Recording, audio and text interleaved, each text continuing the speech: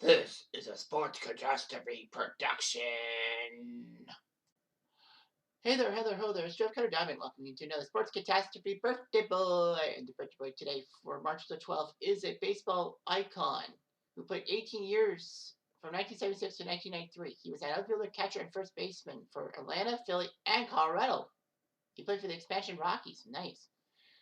He's well known for being with the Braves and being one of the greatest Braves players of all time. Hackett's number 3 is retired by the Atlanta Braves. So anyway, his name is Dale Murphy, who at 67 years old. Now before I go ahead with the video, I like to say that the fact of the matter is Dale Murphy, in my mind, is the most underrated and undervalued multiple-time MVP in any league in baseball history. Anyway, so Dale Murphy was a catching prospect for the Atlanta Braves back in 1976 and even played 37 games behind the plate. But then they decided to change him to first base because of his power. He didn't have a good batting average, but he got 23 home runs. Murphy got switched to the outfield in 1980, and it actually worked out well. He would be a left fielder, but then moved to center field, where he would be the Braves' best center fielder until Andrew Jones came along. Dale Murphy was a legend and all that. He played in every game for Atlanta in the 1982 season, which was amazing and all that. The strange thing was that as a fielder, he was the worst in the NL at first baseman with errors in 78, and 4 years later, he won the first of 5 straight Gold Gloves, which was amazing. All that. The outfield suited him.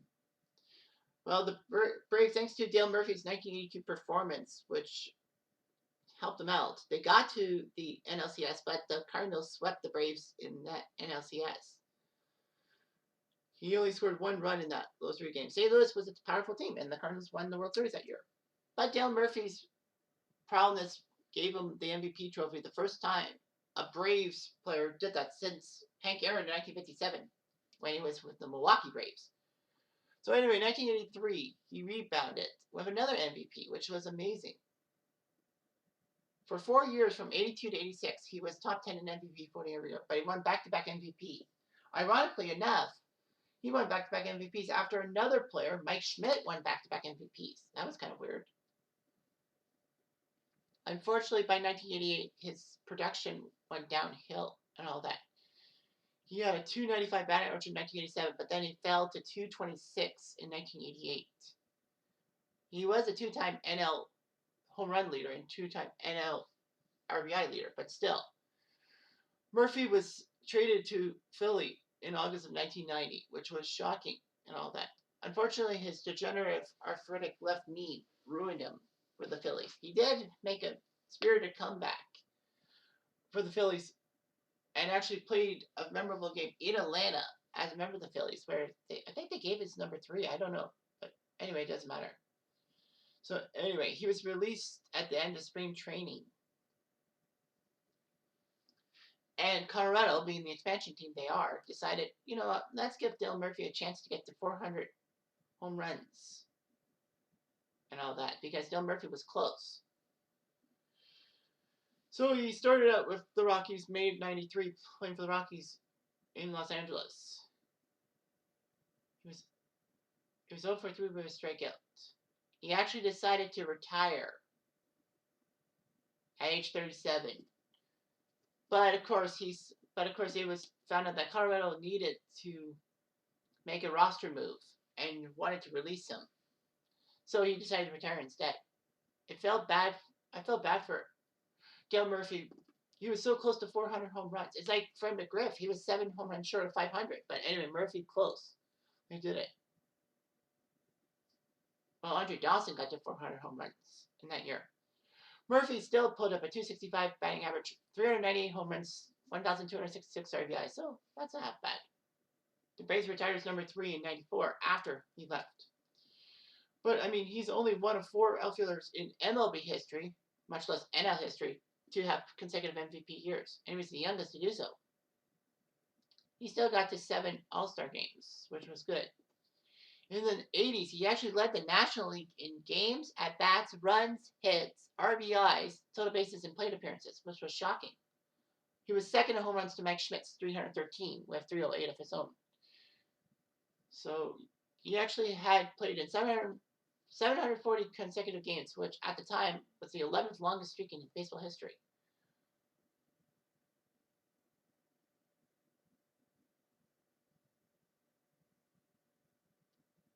So anyway, yeah, he had a decent public persona. His clean living habits were noted. He was actually a member of the Church of Latter-day Saints, aka the Mormons. He did not drink alcohol, would not allow women to be photographed embracing him, and would pay his teammates dinner checks as long as there was no alcoholic beverages on the tab. He actually refused to give TV interviews unless he was fully dressed. So yeah, he was actually one of the Sports Illustrated Sportsmen and Women of the Year in 1987 as Athletes Who Care for his numerous charities and all that. So anyway, it was just amazing what he could do. So yeah, he was Sportsman of the Year, Roberto Clemente Award 1988, Humanitarian. A lot of people said he should be on the MVP voting, all that. He tried his best. In fact, him, Roger Maris, Barry Bonds, and Juan Gonzalez are the only multiple-time MVPs not to win induction in the Hall of Fame. Barry Bonds, well, it's understandable because of his drugs. Roger Maris, still, I can't believe why he's not in the Hall of Fame. And Juan Gonzalez, yeah, maybe the steroid era has tainted him, but I think he was okay. Sabermetrics helped Murphy out a lot, but yeah, he was considered a couple times for modern era and contemporary baseball era committees to be in the Hall of Fame, but he failed.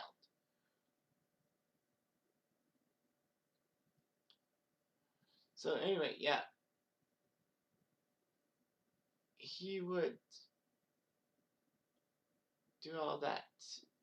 Murphy actually started a nonprofit organization called the I Won't Cheat Foundation to promote ethical behavior in youth athletics. Since 2008, all players at the Little League World Series wear the I Won't Cheat thing embroidered patch above the Little League Baseball logo on their jerseys. Well, some kids have cheated and all that, so too. Murphy, for a while, was part of the Braves TV broadcasting crew, but other than that, nothing much.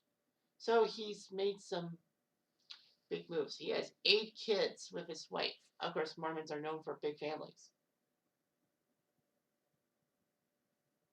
In fact, well, Sean Murphy, one of his sons, was drafted by Miami in the 4th round of the 2008 NFL draft, and Jake Murphy used to play tight end for the Oakland Raiders. So, yeah, nice family. You got 8 kids. You have 7 sons. Yikes. That's a lot of sons to deal with. But anyway, 2 of them were athletes, so that's great. And Dale Murphy, yes, he is very underappreciated as a multiple-time MVP. I know Roger Maris is in that same category, but Roger Maris has got more clout than Dale Murphy. Kind of unfair, but, when you hit 61 home runs and, well, now Aaron Judge has the record for most home runs in a season by a clean athlete. No Barry Bonds, Sosa, or McGwire marks around. You're still good. But Dale Murphy still was good. He should be in the Hall of Fame. He should. Anyway, I'm Jeff. I'm going to do